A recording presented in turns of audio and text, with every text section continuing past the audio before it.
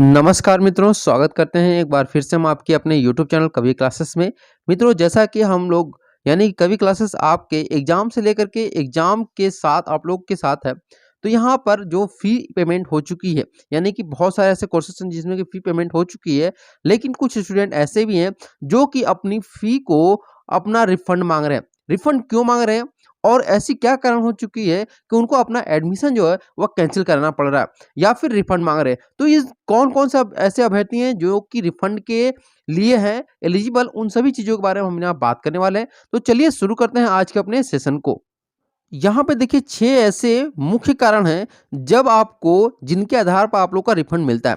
पहला जो है वह है आपका due to withdrawal of admission of the candidate, यानी कि जो कैंडिडेट है एडमिशन हो चुका है, पेमेंट भी हो चुकी है, लेकिन अगर उनके मन मुताबिक यानी कि एडमिशन नहीं हुआ है तो वो अपना क्या करते हैं, एडमिशन जो है कैंसिल कराना चाहते हैं। तो उस कंडीशन में आप लोग का फी रिफंड हो सकता है। उसके बाद सेकेंड कंडीशन है आपका कि due to cancellation of admission of the candidate, यानी कि जब कोई भी अभ्यर्थी का क्या होता है, एडमिशन जो होता है कैंसिलेशन होता है, तब उस आधार पे आप लोग का फी जो है वो रिफंड हो सकता है।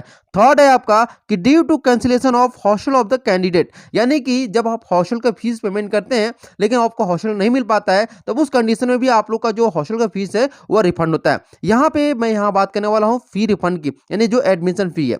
इसके बाद है चौथा आपका due to upgradation from paid seat to regular seat, यानी कि जैसे अगर आप लोग का पेड सीट पे है, ठीक है, जैसे अभी हाल ही में बीएससी की अगर हम बात करें तो बीएससी में क्या हुआ है कि जो मेरिट थी यानी कि जो कट ऑफ मार्क्स था वह आगे चला गया था। यानी कि मान लीजिए किसी स्टूडेंट का 257 है, ठीक है, 257 पर आपका ये एमएमबी गिरा था और मेन कैंपस जो था आपका वह आपका कितना गया था, 260 गया था। लेकिन मेन कैंपस फिर थर्ड वाले में क्या आकर गिर गया, 255 पर गिर गया। तो यहाँ पे 257 वाला क्या हो गया, अपग्रेड हो गया, मेन कैंपस में चला गया। तो यहाँ इसको पेड सीट मिल गया था और यहाँ पे इसको रेगुलर सीट मिल गया। तो रेगुलर सीट में जब आता हो पेड सीट से, तो उसका पेड सीट का जो 10,000 पे मान लीजिए 10,000 एक्स्ट्रा लगता है उसका जो भी, तो यहाँ पर आप लोग को 10,000 रिफंड लेना होगा। तो उसके लिए भी आप लोग को फॉर्म भरना होगा। अब अगला है आपका कि यहाँ पे देखिए दिया हुआ है कि migration of candidate from affiliated college RGSC to main campus, यानी कि जैसे मान लीजिए आप एफिलिएटेड कॉलेज में आपका एडमिशन हो गया है, ठीक है, मान लीजिए वीसीडब्ल्यू में आपका एडमिशन हो गया और वीसीडब्ल्यू से आप लोग मेन कैंपस में कराना चाहते हैं। तो मेन कैंपस की अगर मान लीजिए फीस आपकी 2,000 रुपये है, ठीक है, किसी कोर्स की फीस जो है वह 2,000 रुपये है, तो यहाँ पर आप लोग का क्या होगा, और एफिलिएटेड कॉलेज की फीस कितना है, 3,000 रुपये, तो यहाँ पर आपको 1,000 रुपये जो है रिफंड होगा। तो वह रिफंड आप लोग अपना जो है क्या होंगे, इसके एलिजिबल होंगे। अगला जो है वह है कि due to multiple payment of the time of the deposition, यानी कि जब आप फी पेमेंट कर रहे होंगे तो उस टाइम क्या हो गया होगा कि बहुत सारे ऐसे स्टूडेंट थे जो कि एक बार में उनका सक्सेस मतलब यहाँ से फीस तो कट गया था, लेकिन बीएचयू के पोर्टल पर वो रिसीव नहीं हुआ था, तो वो फीस आपका क्या हो गया था, कट गया, तो आपके अकाउंट में तो आया नहीं। उसके बाद फिर से दोबारा आप लोगों ने कर दिया, तो दोबारा जो हुआ वो सक्सेस हो गया। पहला जो सक्सेस नहीं हुआ उसको आपको रिफंड चाहिए, तो उसके लिए भी आप लोग यहाँ पर अप्लाई कर सकते हैं। ठीक, तो ये सारे लोग क्या कर सकते हैं कि अप्लाई कर सकते हैं। इसके अलावा एससी एसटी कैटेगरी की जो कुछ कंडीशन है, उस कंडीशन में भी उनका कुछ होता है, फीस पेमेंट वापस होता है। तो ये सारे प्रोसेस थे, यानी ये सारी चीजें थी जो कि जिन केसेस में ये सारे केसेस मैंने बताया, और इन केसेस में आप लोग का जो फी है वह क्या होगा, आपका रिफंड होगा। ठीक है, अब रिफंड का प्रोसेस मैं बताने वाला हूं कि रिफंड कैसे होता है। अब यहाँ देखिए आपको करना क्या है कि जब आप लोग का प्रोसेस हो जाता है, कंप्लीट हो जाता है, तो फी रिफंड के लिए आपको करना क्या होता है कि एक आप लोग को क्लेम फॉर्म डाउनलोड करना पड़ता है। क्लेम फॉर्म कहाँ से डाउनलोड करेंगे, आपका जो डैशबोर्ड है, ठीक है, जो क्लेम फॉर्म है वह आप अपने डैशबोर्ड से डाउनलोड कर सकते हैं। और ये डैशबोर्ड में कब शो करता है, जब आपका एडमिशन जो प्रोसेस है, एडमिट कार्ड आप लोग को मिल गया होता है, उसके बाद आप लोग का वहां पे शो करता है। और यह कोर्स अलोकेशन में शो करेगा। कहाँ शो करेगा, आपका कोर्स अलोकेशन में ये शो करता है। ठीक है, कुछ लोग का कोर्स अलोकेशन कुछ आई, लेकिन आप लोग का जो जहां से आप लोग एडमिट कार्ड डाउनलोड किए होंगे वहीं से आप लोग का ये उसी पोर्टल के द्वारा आप लोग अपना जो ये क्लेम फॉर्म है, उस क्लेम फॉर्म को आप लोग डाउनलोड कर सकते हैं।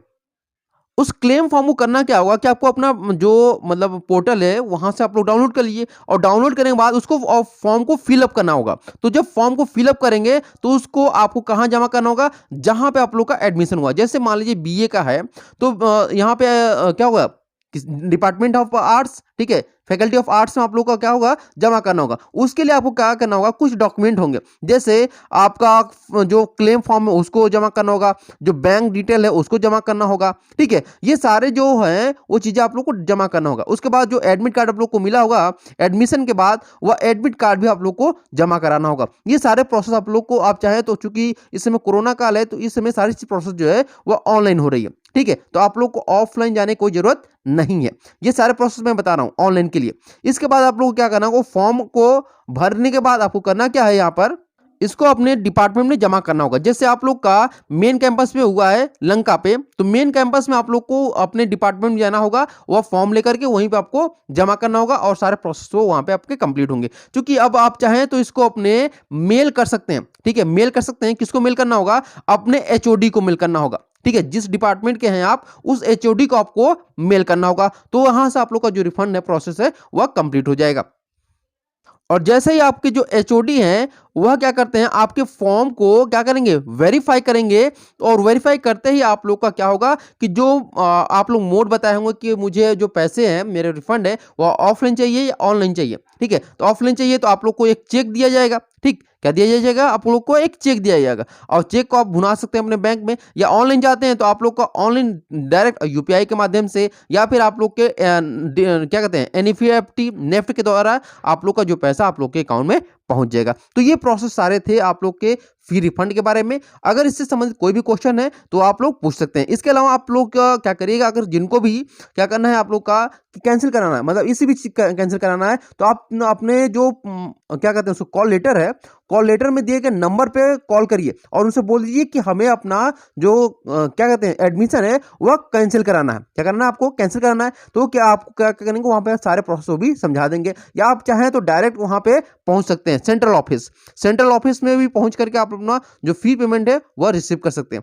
तो 2-3 ऑप्शन मैंने बताया, आप जिस भी माध्यम से आप अपना फी रिफंड करना चाहते हैं उस माध्यम से आप लोग रिफंड करा सकते हैं। चाहे तो आप सेंट्रल ऑफिस चाहिए पहला ऑप्शन, या दूसरा ऑप्शन है कि आप लोग अपने एचओडी के पास जाइए, या फिर तीसरा ऑप्शन आप लोग मेल कर दीजिए एचओडी को। ये सारे प्रोसेस हैं। या फिर आप लोग तुरंत कॉल कर लीजिए, अपने जो कॉल लेटर में दिए गए नंबर है उन प्रोफेसर से बात कर लीजिए। ये सारे प्रोसेस आप लोग का जो मतलब है, कह सकते हैं कि फी रिफंड है वो आसानी से हो जाएगा। हाँ, एक बात ध्यान रखिएगा, जो फी रिफंड है वो प्रोसेस आप लोग जल्दी करिएगा। यानी आप लोग को अगर एडमिशन कैंसिल कराना है तो वो जल्दी से एडमिशन आप लोग कैंसिल कर लीजिएगा। क्योंकि एक बार एडमिशन कैंसिल होने, यानी जैसे कि एडमिशन जो प्रोसेस है, अगर एडमिशन प्रोसेस जो है वह खत्म हो जाता है, उसके बाद आप लोग अपना फी रिफंड मांगते हैं, 1 महीने का टाइम मिलता है आप लोग को फी रिफंड करें, उसके बाद आप लोग मांगते हैं, तो वह जो सीट होगी ना वह मतलब इस ईयर के लिए खाली रह जाएगी। तब उसमें कोई स्टूडेंट जो है वह एडमिशन नहीं ले पाएगा। अगर इस दौरान, यानी कि जब एडमिशन प्रोसेस चल रहा है, चूंकि आपको पता है कि 5 जनवरी तक एडमिशन प्रोसेस जो है वह लगभग चलने वाले हैं, तो 5 जनवरी से पहले पहले अगर आप एडमिशन क्या करते हैं, कैंसिल कराते हैं, तो वह सीट किसी और आपके भाई बहन को भी मिल सकता है जिनको इसकी बहुत जरूरत है, ठीक है। तो ये सारे प्रोसेस थे। अगर फिर भी कोई आपको कोई क्वेश्चन हो तो आप लोग जरूर अपने क्वेश्चन को आप लोग अपने जो कमेंट बॉक्स है उस पर मेंशन करिएगा। मैं सभी क्वेश्चन का जवाब देने की कोशिश करूंगा। Thank you so much for watching this video. और अगर आप हमारे चैनल पर नए हैं तो जरूर हमारे यूट्यूब चैनल को सब्सक्राइब कर लीजिएगा, ताकि आपको इसी प्रकार की न्यूज अपडेट मिलती रहे। Thank you so much.